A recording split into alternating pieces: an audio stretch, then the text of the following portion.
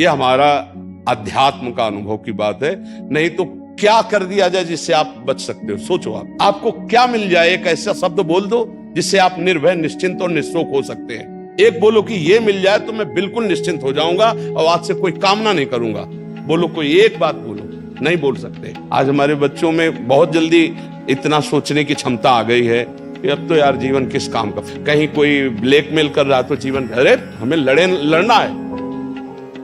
ये जो बच्चा बोल रहा है कि हम भयभीत हो जाते हैं, हम शोकित हो जाते हैं, हम आगे, ये नकारात्मक सोच ही तो है।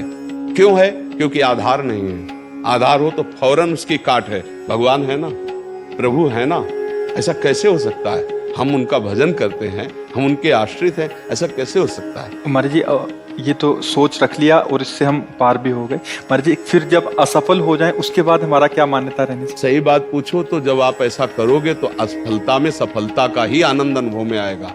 सकारात्मक सोच ही जीवन का सुख है।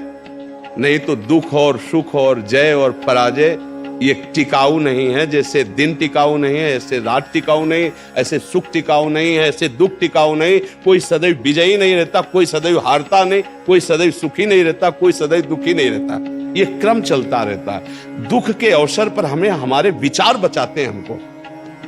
अभी हम अपने विचार में अपने को बीमार मान ले तो हम कल से आने लायक नहीं रहेंगे। ध्यान रखना, हम आज अब भी नहीं मानते कि हम बीमार हैं। तो हमारी निगेटिव सोच जो है ये बिना भजन के नहीं जाएगी। और अगर ये बनी रही तो अरबों रुपया हो, खूब बड़ा पद हो, पति, व्यवस्था, पत्नी, सब कुछ हो, लेकिन नकारात्मक सोच तुम्हें चैन से नहीं रहने देगी।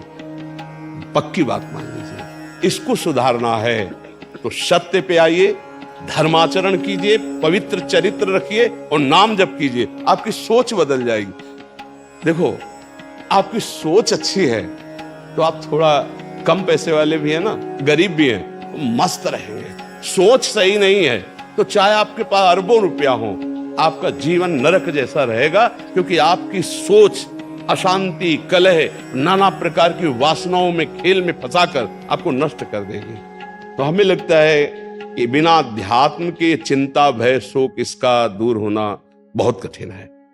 नाम जप करो, चरित्र पावन रखो। आज प्रायः चरित्र को हम नहीं सुरक्षित रख रहे। ये समझ लीजिए कि चरित्रवान के पास ऐश्वर्य चरण चूमता है।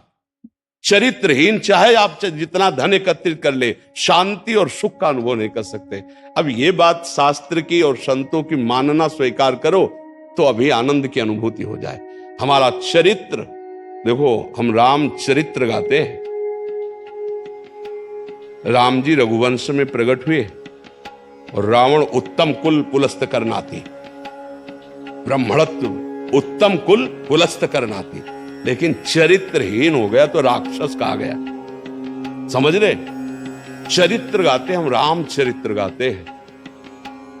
मां केवल अंतर है नहीं, वही बड़ी रा उसमें भी लगी हुई है। रा मां, वही भगवद अंश है, जय विजय और कोई दूसरा नहीं। ये लीला करके दिखाया कि एक चरित्रहीन हो गया तो राक्षस है, चरित्रवान वही भगवान। सब में भगवान है, वही अब लीला कर रहे। देखो, हम अपने चरित्र को पावन रखें, हम धर्म से चले, नाम जप करें तो अब कहीं भी आपके अंदर नकारात्मक भाव आपको परास्त नहीं कर सकता।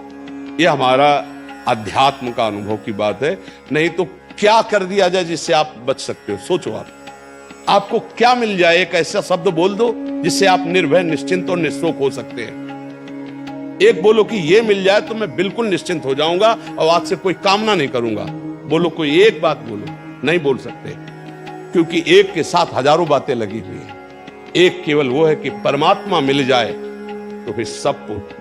जिसके पाने के बाद कुछ पाना बाकी नहीं रहता, जिसके जानने के बाद कुछ जानना बाकी नहीं रहता, और जिसको अनुभव करने के बाद कोई भय नहीं रहता। 5 वर्ष के प्रहलाद जी हैं, त्रिभुवनपति हिरण्यकश्यप है, सकारात्मक सोच है, मेरा हरि मेरी रक्षा कर रहा है, बाल बांका भी नहीं कर पाया। हाँ, अगर हमारी कभी पराजय होती तो उस समय भगवान इतना बल देते हैं, इतना सुख देते हैं कि वो पराजय क्षण में नष्ट हो जाती है, हमें शोक नहीं होता। देखो, बड़े बड़े भक्तों को पराजय का मुख देखना पड़ा। धर्मराज युधिष्ठिर अभिषेक हुआ, इंद्रप्रस्थ के सिंहासन पर चक्रवर्ती सम्राट पद पर बैठे। कपटियों ने कपट करके परास्त किया। 12 वर्ष का वनवास, 1 वर्ष का अज्ञातवास, परिणाम भारी कष्ट सहा। ऐसे महारथियों को छुप के रहना पड़ा, लेकिन परिणाम फाइनल पे आइए तो चक्रवर्ती सिंहासन पर महाराज युधिष्ठिर ही बैठे, उनके कुल में कोई नहीं रह गया, सब विनाश को प्राप्त हो गए। तो हमें लगता है धर्माचरण, भगवद आश्रय, पराजय कभी होती भी है तो वो विजय की ही आशा पुष्ट करती है, और भगवान इतना बल देते हैं कि पराजय उसे दुख नहीं दे पाती है। तो इसलिए हमें नाम जप करना चाहिए, भगवद आश्रित होकर के अध्यात्म को समझना चाहिए। आज हमारे नवीन बच्चे अध्यात्म को नहीं समझ रहे, तो बड़ी आचरण में बड़ी अपवित्रता आ चुकी है। आप देख लीजिए कैसे कैसे गंदे अपने जीवन को इन अवगुणों से युक्त कर लिया गया। व्यसन, व्यभिचार, अब ये अध्यात्म का ज्ञान ना होने के कारण अपना नाश कर रहा है। तो चरित्रहीनता, गुणहीनता और नकारात्मक सोचे, अगर इनको हमें ठीक करना है तो हमें बहुत सावधान रहना, हमें अपने चरित्र को बचाना है। आज हमारे बच्चों में चरित्र सुरक्षित नहीं रह पा रहा है। आज बच्चों का जीवन बड़ा संकटपूर्ण जा रहा है। बात पक्की समझना, हमको जब ऐसी बात आती है तो हम दुखी होकर के बोलने लगते हैं कि आज हमारे राष्ट्र का जो ये नवीन भविष्य है, ये संकटपूर्ण परिस्थिति में जा रहा है। गर्लफ्रेंड, ये बॉयफ्रेंड, ये व्यसन, ये इनको चैन से नहीं रहने देंगे। नवीन अवस्था के बच्चे हैं, जब गंदे आचरणों में फंस जाते हैं, अब उनको ब्लैकमेल किया जाता है। वो अपने माँ बाप से बता नहीं सकते कि दूसरे से कहने घुटते रहते हैं, और अगर ज्यादा घुटन आ गए तो अपने आप को। तो इसलिए हमें लगता है अध्यात्म को समझा जाए और नाम जप करते हुए चरित्र पावन रखा जाए। आपका इसमें कोई संशय? हाँ, आप अच्छे आचरण वाले बने, खूब नाम जप करें और धैर्यपूर्वक विश्वास रखें कि भगवान मेरे साथ हैं। अगर कभी ऐसी हार या पराजय या दुख आता है तो हम उसको सहने के लिए धैर्यवान रहें। हम उसमें इतना निगेटिव न सोच जाए कि हमारा जीवन से ही निराशा हो जाए।